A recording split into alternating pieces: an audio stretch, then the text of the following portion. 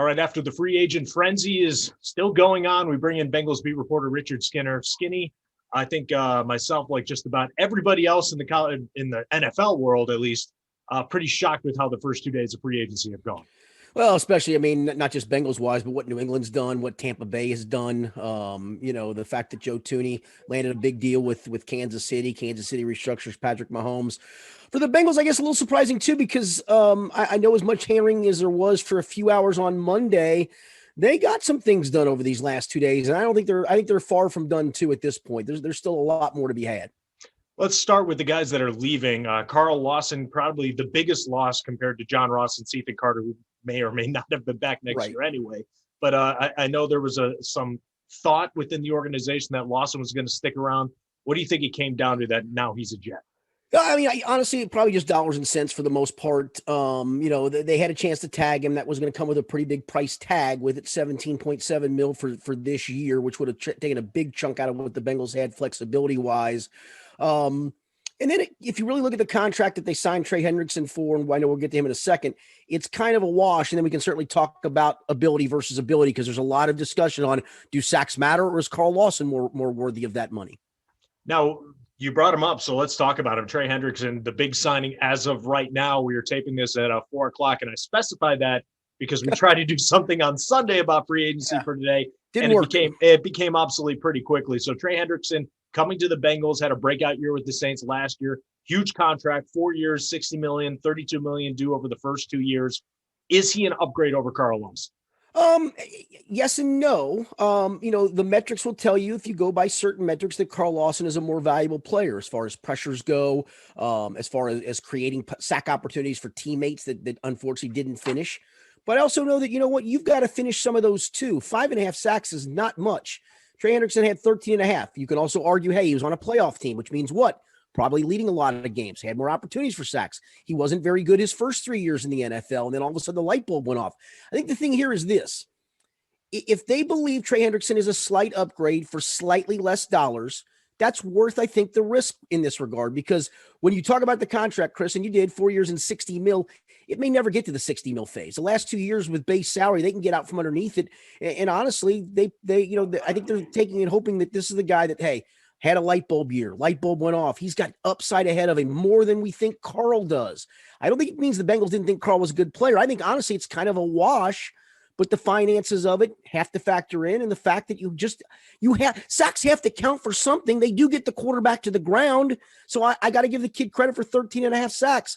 Is he a one-year wonder? That's the risk they're taking. And especially when the Bengals total had 17 sacks as a team. Right, so right. You're bringing in a guy who almost matched your team total last year. I don't think I agree with you. I don't think it hurts. I think the question is, would they have gone after Hendrickson if Lawson decided to stay? Yeah, I know. I think that's probably the case of the answer is no. I think they'll get, they got Sam Hubbard on the other side. They do want to extend him. He's coming up at the end of his deal coming up this year.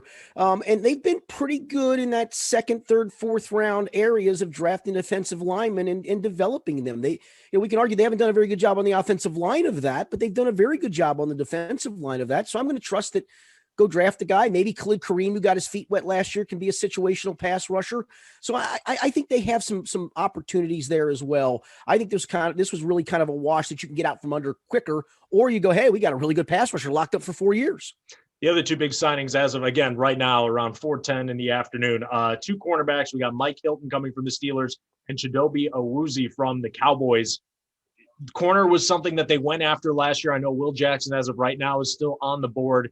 Do you think that, or tell me, what are they going after with all these cornerbacks? Yeah, I think the realization they probably won't get Will back. I mean, I guess the only way is if he tests the market and just doesn't get a deal he likes and you get him back on a very team-friendly deal. Same for Mackenzie Alexander. Mike Hilton was a very productive player. He's not very big. He's 5'9", but you look at some of his numbers as a slot corner. He had 9.5 sacks in 4 years. He's got 30 passes defense. He's got 7 interceptions. He's around the football quite a bit. And when you look at Awuzie, 4-year starter basically in Dallas, barring some injuries here and there. And he had, was on COVID list this past year a little bit too. Doesn't rate very highly from PFF. But listen, Trey Waynes, Darius Phillips, Awuzie, and Mike Hilton, 4 corners for 3 spots. I think they feel comfortable. Is there a shutdown guy there? No, I can't tell you there is, but are there capable players there? Yes, I think there are. And I think they did a pretty good job with these two signings as well. Now that we've had a little bit of time, day 2 of free agency, the Bengals seem to be doing something, making some sensible moves. I know Bengals social media last night, that the Twitter followers were going absolutely nuts that they weren't doing anything. The rest of the NFL was doing everything. Where do you think they sit right now? Have they had a successful first 2 days of free agency? I think for first 2 days, and listen, I know they've not addressed offensive line yet, and maybe they don't. Maybe it is going to be a second tier guy like a Riley Reef, and they feel good about still coming back with Jonah Williams at left tackle, Riley Reef maybe at right tackle. Don't read into Bobby Hart still being on this roster right now. Don't read into Geno Atkins still being on this roster right now. If they find a suitable replacement in free agency that kind of is take that money off the books, put the new money on the books, those moves will be made. And I do think they still will address line at some point. It may not be the tackle, unfortunately, which then may lead us to going, okay, so is that where they're going to go with the draft? As I've mentioned, I'm not a big Penei Sewell guy, but if that's where the draft leads you, that's where the draft leads you, especially if you fill other needs. You couldn't come away with all this stuff empty-handed going, hey, we need 2 corners and we need an edge rusher and we still need a wide receiver. You're going to have some needs in the draft. But I still think you filled some spots, and you've got an opportunity, I think, to still fill some other spots with some wiggle room still to have from cap space. You said the magic 2 words, wide receiver. We haven't seen many come off the board other than John Ross on a very small deal for a former first-round pick to the Giants.